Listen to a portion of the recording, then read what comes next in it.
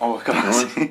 Je suis avec Bernard Brault, photographe chez La Presse. J'ai préparé quelques questions aujourd'hui. Quel a été votre parcours scolaire et votre parcours de vie en général qui vous a mené au poste de photographe que vous occupez présentement? Donc, moi, j'ai étudié, je suis résident de Longueuil, natif de Longueuil. J'ai tout fait mon école à Longueuil. J'ai étudié au cégep Édouard-Montpetit en sciences humaines, géographie. D'accord.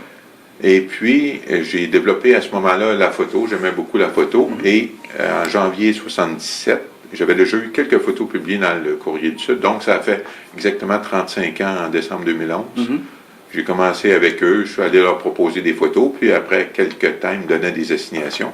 Et au même moment, je suivais un cours de photo dans une école qui s'appelait School of Modern Photography, sur la rue Bleury à Montréal. Ça n'existe plus. C'était vraiment un cours de 3 mois, un cours de base qui montrait les rudiments du laboratoire. C'était la prise de vue au 4x5.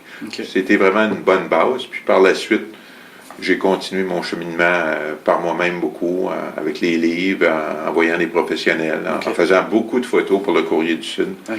C'est comme ça que je suis arrivé à la presse en 1980. Vous avez un peu répondu à la question, mais quelles ont été vos premières expériences professionnelles, vos premiers contrats et vos premiers gros contrats? OK.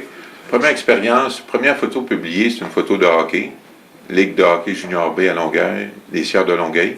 Je suis allé proposer mes photos comme Antoine Desilets, un des photographes renommés du Québec, un des plus grands photographes de presse, qui a fait beaucoup de livres à l'époque. Puis j'ai pris sa suggestion, j'ai fait des photos. Je suis allé le lendemain porter 5 photos. Ils ont regardé ça, puis ils m'ont donné 5 $ pour les 5 photos. Le mercredi suivant, ça c'était le vendredi, mercredi suivant, le journal sort, je regarde le journal, ma photo est en page 1. Quand même ça, c'était mon premier coup de maître là, qui m'a vraiment débuté. Puis ensuite, les meilleurs coups en carrière ou ce qui va... Vos premiers gros contrats, vraiment, vous avez... Ben, dans les années 80, je travaillais beaucoup pour TV Hebdo, qui est un magazine de télé, pour Québec Rock, qui n'existe plus. Coup de pouce, un autre magazine de madame où je faisais de l'artisanat, une photo d'artisanat pour eux. Je faisais comme ça. Ensuite, 82, j'ai rencontré, si tu vas sur des assignations, tu rencontres plein de monde. J'ai rencontré un photographe de l'agence United Press Canada, Ron Poling, qui j'y jase, puis viens avec moi au hockey. Il y avait une deuxième passe. Je vais au hockey, je fais des photos, je développe mon film. Il regarde ça, celle-là est intéressante. Il dit, je vais en mettre sur le fil de presse. Fait qu'à l'époque, c'était un bellinographe, ça prenait 10 minutes de transmettre une photo.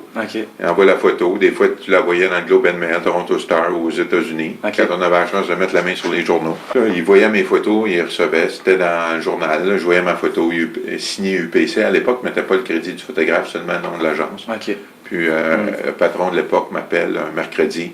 C'est le temps que tu travailles à la presse. Tu commencerais vendredi 13 avril.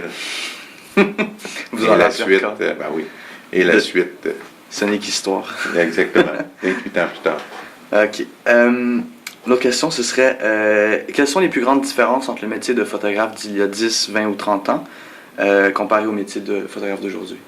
C'est sûr que maintenant, il faut que tu sois au courant de beaucoup plus de choses. On parle du vidéo, entre autres. Là, à l'époque, vidéo pour nous, c'était réservé aux télés. Moi, j'en faisais personnellement, mais maintenant, il faut en faire pour le travail.